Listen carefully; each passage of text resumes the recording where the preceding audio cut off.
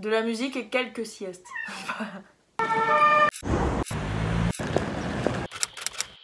Je m'appelle Aman Gray, j'ai 23 ans. Je suis actuellement à la Music Academy, en cursus Vocal Academy. Je bosse en parallèle sur mes propres compos dans un style un peu urbain rock.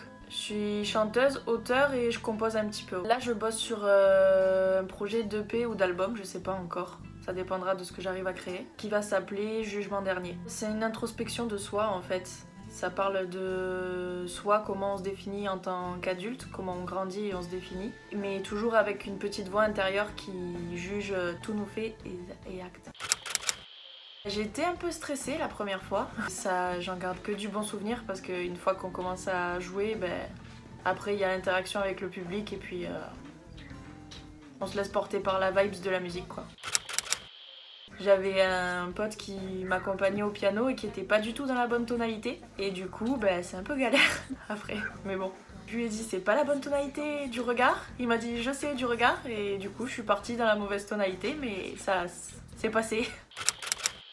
De la musique, tout le temps. Je fais en sorte de bouger sur mes réseaux sociaux pour essayer d'avoir un petit peu plus de followers. Et je fais en sorte de faire des reprises qui correspondent bien à mon univers musical pour que les gens, je commence à bien identifier mon public.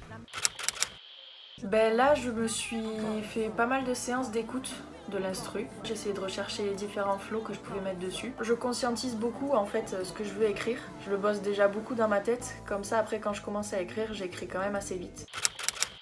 Je me suis dit que j'allais un peu donner une image de mon confinement, de ce que j'observe dans mon confinement. Ça parlait surtout, t'as envie d'être productif mais tu te tapes une sieste l'après-midi parce que ça fait du bien. Je crée comme ça d'habitude, je me base toujours sur quelque chose de réel que j'ai vécu ou que j'observe. J'arrive pas trop à partir dans de l'imaginaire et à arriver à créer quelque chose de concret. Je préfère partir sur du concret dans toutes mes créations.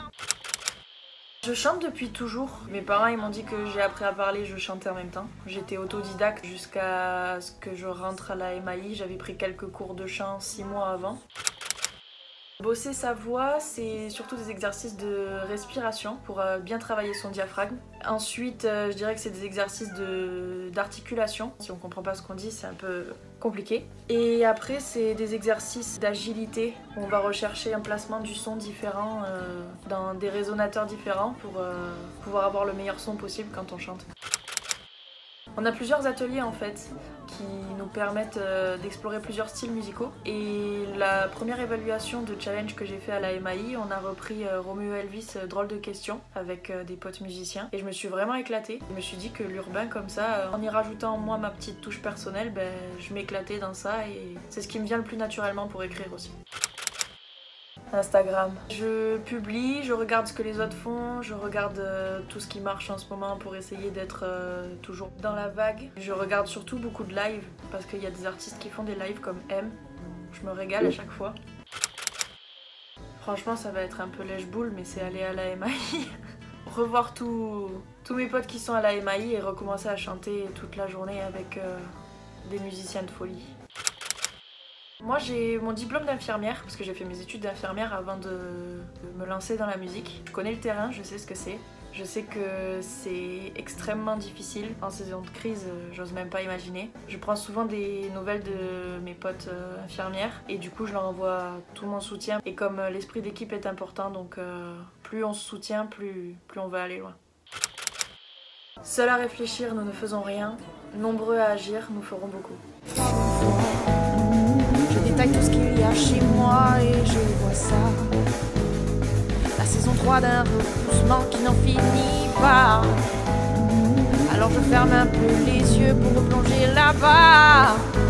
Encore une fois et encore une fois. Je répète tout ce que je fais depuis cette semaine-là. À croire que moins j'en fais, moins j'ai l'impression d'être là. Toujours à m'évader dans mon monde à moi, dans mes rêves à moi. Papa.